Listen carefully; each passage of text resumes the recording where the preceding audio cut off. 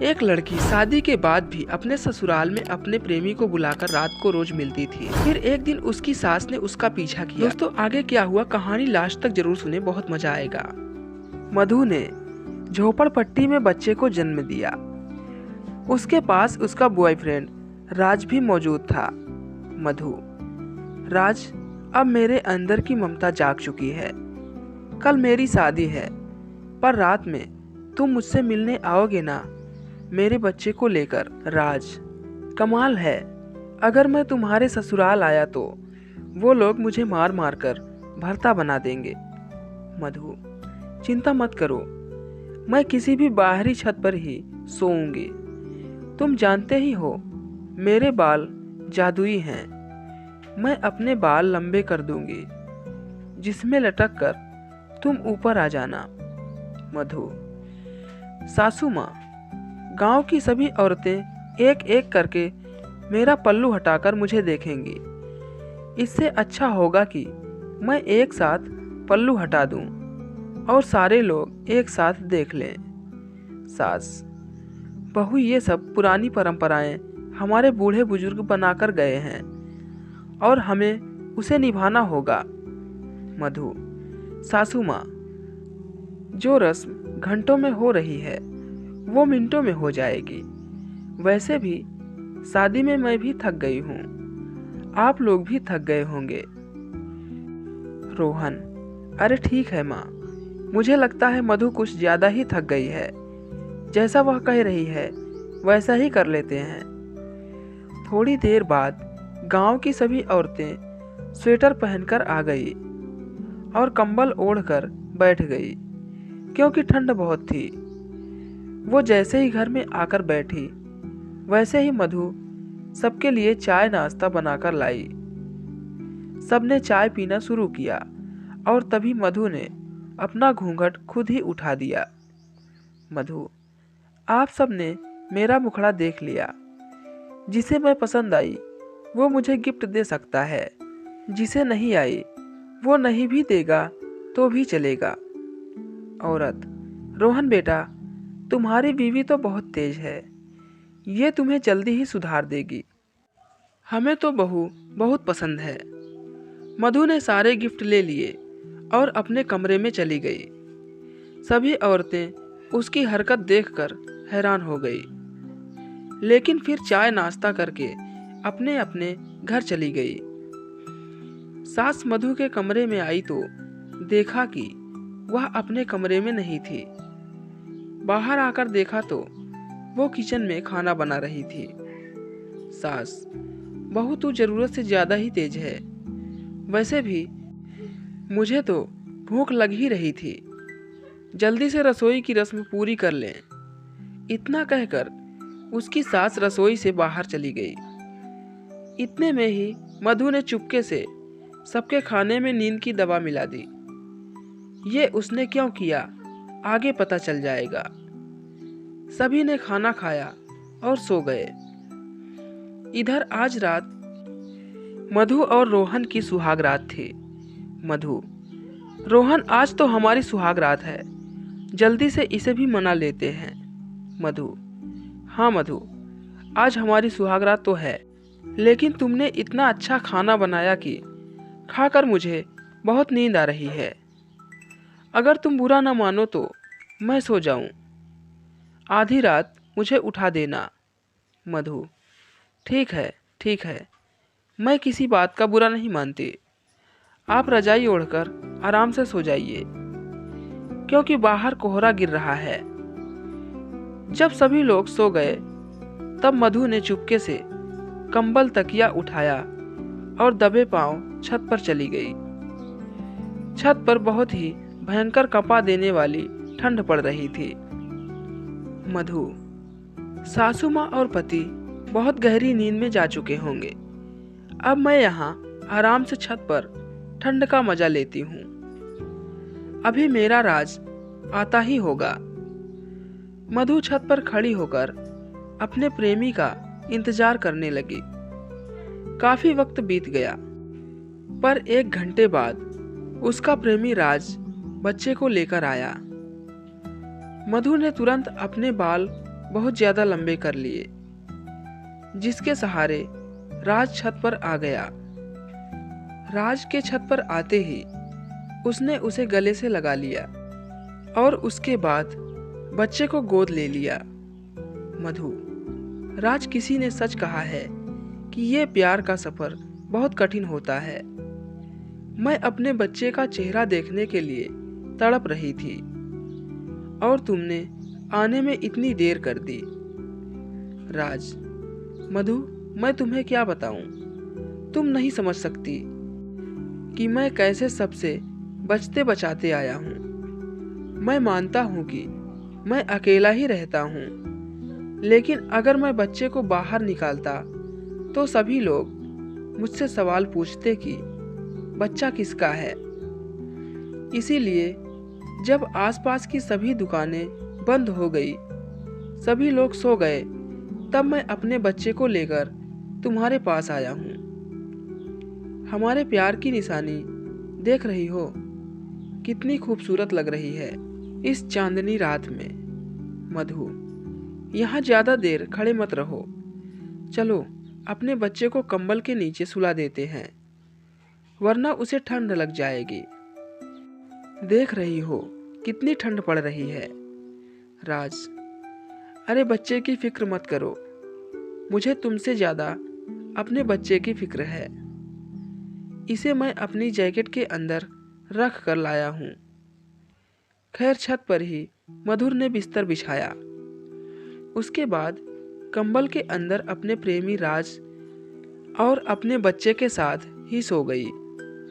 लेकिन सुबह 4 बजते ही मधु ने अपने बच्चे और राज को सीढ़ी के सहारे बाहर भगा दिया और वो वहीं छत पर ही लेटी रही।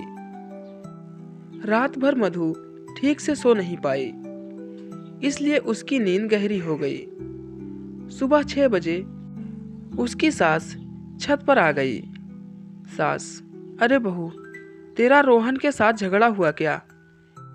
इतनी कड़ाके की ठंड में तू यहाँ छत पर क्यों सो रही है? अपनी सास को छत पर देखकर मधु थोड़ा घबरा गई, लेकिन फिर भी किसी तरह उसने संभाल लिया। मधु, सासू माँ, मुझे ना छत पर सोने की आदत है। रोहन तो बहुत अच्छे हैं, उनसे मेरी कोई लड़ाई नहीं हुई। दरअसल जब तक मैं आसमान के तारे ना देख लूं, तब तक मुझे नींद नहीं आती। चलिए, मैं आप सभी के लिए चाय नाश्ते का इंतजाम करती हूँ। मधु ने अपनी सास को कुछ बोलने ही नहीं दिया और वह नीचे आ गई। उसके बाद वह चाय नाश्ता बनाने लगी। सबने चाय नाश्ता किया और रोहन अपने काम पर चला गया। लेकिन अगली रात फिर से उसने खाने में नींद की गोली मिला दी और अपने प्रेमी के आने का इंतजार करने लगी। लेकिन उस रात सुबह के 3 बजने वाले थे, पर राज आया ही नहीं। मधु, लगता है आज मैं अपने बच्चे का चेहरा नहीं देख पाऊंगी, जाकर सो जाती हूँ। मधु वहां से जाने ही वाली थी कि तभी वहां राज आ गया। मधु के लंबे बालों में लटक कर राज ऊपर आ गया। मधु, तुम्हें पता है ना, मैं तुम्हारे और अपने बच्चे के बिना एक पल नहीं रह सकती, और तुमने आने में इतनी देर कर दी। एक तो तुम अनाथ हो, जिस वजह से मेरे घर वालों ने मेरी शादी पता नहीं किस घर में कर दी। अगर हमारे प्यार के बारे में और इस बच्चे के बारे में मेरे ससुराल वालों को पता चल गया तो ये लोग हमें जिंदा नहीं छोड़ेंगे। राज, तुम फिक्र क्यों करती हो? तुम तो मुझे अच्छी तरह से जानती हो ना कि मैं अनाथ हूँ।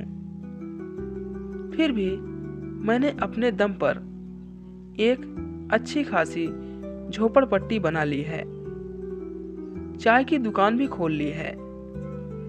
इस ठंड के मौसम में बढ़िया दुकान चलने लगी है। मैं जल्द ही तुम्हें यहाँ से लेकर जाऊंगा। खैर, राज के इतना बोलते ही मधु का गुस्सा थोड़ा शांत हुआ और वह अपने बच्चे को दूध पिलाने लगी। अब ये रोज का काम हो गया था। हर रोज मधु अपने ससुराल वालों के खाने में नींद की गोली मिला देती थी, जिससे वे गहरी नींद में चले जाते थे और मधु तुरंत बिस्तर लेकर छत पर आ जाती थी। उसका पति बेचारा बहुत भोला भाला था। फिर एक दिन उसकी सास को उस पर थोड़ा शक हुआ। सास, बहू हर रोज छत पर चली जाती है, वो भी इतनी ठंड में। मुझे तो उसकी बातों पर भरोसा नहीं होता। वो मुझे तो बोलने ही नहीं देती। इतनी गहरी नींद आ जाती है कि मुझे कुछ पता ही नहीं चलता। मधु जब रात में खाना बना रही थी, तब उसकी सास दूर से चुपके से उसे देखने लगी। अंत में उसने देखा कि मधु खाने में नींद की गोलियां मिला रही थी। ये देखकर उसकी सास को बहुत बुरा लगा, लेकिन फिर भी उसने वहां कोई हरकत नहीं की और वापस अपने कमरे में आ गई। सास, अच्छा तो ये मामला है, लेकिन मधु आखिर ऐसा करती क्यों है? आज किसी भी कीमत पर मैं सोऊंगी नहीं। खैर, रात में सभी लोग खाना खाने लगे। उसकी सास ने भी पूरा खाना खा लिया। फिर सभी लोग अपने अपने कमरे में सोने चले गए। सास बहू को लगता है कि वही समझदार है, हम लोग तो जैसे बेवकूफ हैं। मुझे नींद से छुटकारा कैसे पाना है, सारे नुस्खे पता है। उसकी सास ने ढेर सारा नींबू पानी पी लिया और सिर्फ सोने का नाटक करने लगी। करीब आधी रात में उसने देखा कि मधु चुपके से अपने कमरे से निकली। फिर अपनी सास के कमरे की तरफ देखा और छत पर चली गई। लगभग 1 घंटा बीत जाने के बाद उसकी सास चुपके से उठकर धीरे धीरे कदमों के साथ छत पर आई तो उसने देखा कि मधु किसी लड़के को गले लगाए हुए थी और मधु के हाथ में एक बच्चा भी था। यह देखकर मधु की सास के पैरों के नीचे से जमीन ही खिसक गई। सास, अच्छा तो इसलिए तू इतनी ठंड में भी छत पर सोती थी। निकल जा इस पाप को लेकर मेरे घर से। तभी अचानक सास का पैर फिसला और वो छत से नीचे गिरने वाली थी। मधु ने तुरंत अपने बाल लंबे किए और अपनी सास को अपने बालों में लपेटकर ऊपर खींच लिया। सास, बहू, आज तूने मेरी जान बचाकर मुझ पर एक कर्ज लाद दिया है। अब तुम लोग मुझे अपनी सारी कहानी बताओ, क्योंकि अगर तुम दोनों इतनी ठंड में छत पर पूरी रात बिता सकते हो तो तुम दोनों के प्यार में कुछ ताकत तो होगी ही। मधु, सासू माँ, मुझे यकीन नहीं हो रहा कि आप इस तरह की बातें कर रही हैं। सबसे पहले तो मैं आपसे माफ़ी मांगना चाहूँगी कि इतने सीधे साधे परिवार से मैंने झूठ बोला, लेकिन ये मेरी मजबूरी थी। मैं राज से प्यार करती थी, पर ये अनाथ लड़का है, जिस वजह से मेरे घर वाले इससे मेरी शादी नहीं कर रहे थे और ज़बरदस्ती मेरी शादी आपके अमीर बेटे के साथ कर दी। ये हमारा बेटा है, प्यार की निशानी। अब आप ही बताइए मैं क्या करती? एक माँ अपने बेटे से अलग कैसे रह सकती है? मुझे पता है आप हमें घर से निकाल देंगी, फिर मेरे मायके वाले भी अपने घर में नहीं रखेंगे। हमारी जिंदगी बर्बाद हो जाएगी। आपको जो सजा देनी है दे सकती हो। सास, तुम आजकल की लड़कियां भी ना प्यार तो कर लेती हो, लेकिन डरती बहुत हो।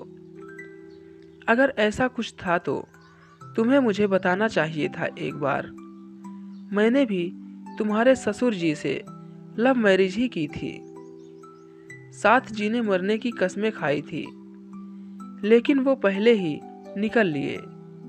इसलिए मैं प्यार को समझती हूँ। सास: ओए लड़के, तू मुझसे वादा कर कि तू मेरी बेटी को हमेशा खुश रखेगा। सास: मधु बेटा, अब तू मेरी बहू नहीं, बेटी है। मैं बेटी के रूप में तेरी शादी करवाऊंगी। रोहन को मैं समझा दूंगी, वो भी मेरे जैसा ही समझदार है। अपनी सास के ख्यालात जानकर मधु की आंखों में आंसू आ गए। उसने अपनी सास को गले लगा लिया। अगले ही दिन उसकी सास ने मधु की शादी राज के साथ कर दी। राज अब रोहन की कंपनी में काम करने लगा और अपनी जिंदगी अच्छी तरह से बिताने लगा। 1 साल बाद मधु ने अपनी ही एक बहुत ही खूबसूरत पुरानी सहेली से रोहन की शादी करा दी और चारों लोग एक ही घर में खुशी खुशी अपने बच्चे के साथ रहने लगे। दोस्तों, मुझे आशा नहीं पूरी उम्मीद है कि ये कहानी आपको ज़रूर पसंद आई होगी। दोस्तों, अगर कहानी पसंद आई है तो वीडियो को एक लाइक ज़रूर करें और अगर आप हमारे चैनल पर नए हैं तो हमारे चैनल को सब्सक्राइब जरूर कर लें। तो मिलते हैं अगले वीडियो में एक और नई मज़ेदार कहानी के साथ। तब तक के लिए goodbye and thank you.